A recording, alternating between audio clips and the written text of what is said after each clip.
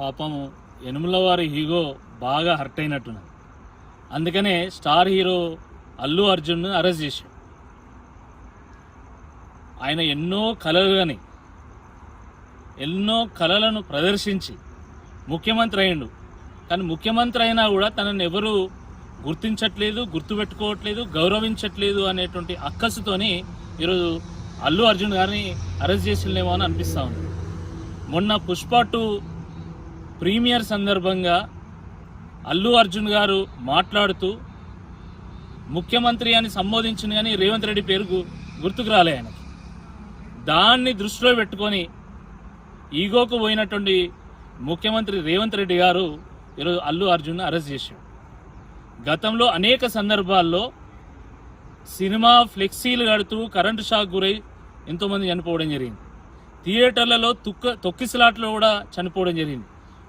మరి అప్పుడు star హీరోలను arrest చేసిందా, నిర్మాతలను అరెస్ట్ చేసిందా, దర్శకులను అరెస్ట్ చేసిందా? మరి ఇప్పుడే ఎందుకు అరెస్ట్ చేస్తున్నారు? అలా అంటే రాజకీయ సభల్లో తొక్కిసలాటలు కూడా కొంతమంది చనిపోయారు. సభకు పోతుంటే ప్రమాదాల్లో చనిపోయినటువంటి వాళ్ళు ఉన్నారు, సభ నుండి వస్తూ ఉంటే ప్రమాదాల్లో చనిపోయినటువంటి వాళ్ళు కూడా ఉన్నారు. మరి వాళ్ళను అప్పుడు లీడర్లను అరెస్ట్ చేశారా? ఈరోజు హైడ్రా పేరు మీద ఎంతోమంది గుండెపోట్లతో చనిపోతున్నారు. మూసీ పేరు మీద గుండె ఆగి చనిపోతూ ఉన్నారు. గురుకులాల్లో 48 మంది చిన్నారులు చనిపోయినారు. అంతెందుకు ముఖ్యమంత్రి గారి సొంత ఊరు కొండారెడ్డిపల్లిలో మాజీ సర్పంచ్ సాయిరెడ్డి గారు చనిపోయింది. ఈ ఆత్మహత్యలు అన్నిటికీ కారణం రేవంత్ రెడ్డి గారు కాదా? ఈ చావులకు కారణం రేవంత్ రెడ్డి గారు కాదా? మరి అల్లు అర్జున్ అరెస్ట్ చేసినప్పుడు రేవంత్ రెడ్డి గారిని ఎందుకు అరెస్ట్ చేయరని చెప్పి ఈ సందర్భంగా మేము ప్రశ్నిస్తున్నాం.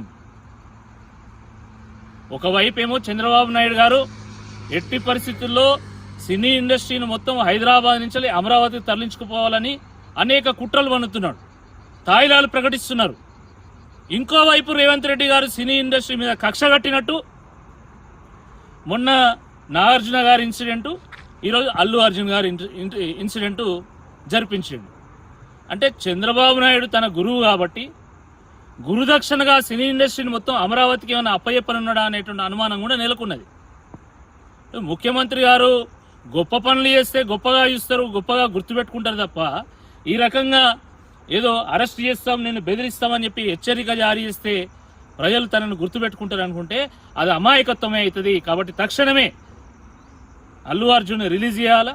తప్పకుండా ఆ తొక్కిసలాటలో ఆ తల్లి మరణించడం చాలా బాధాకరణం.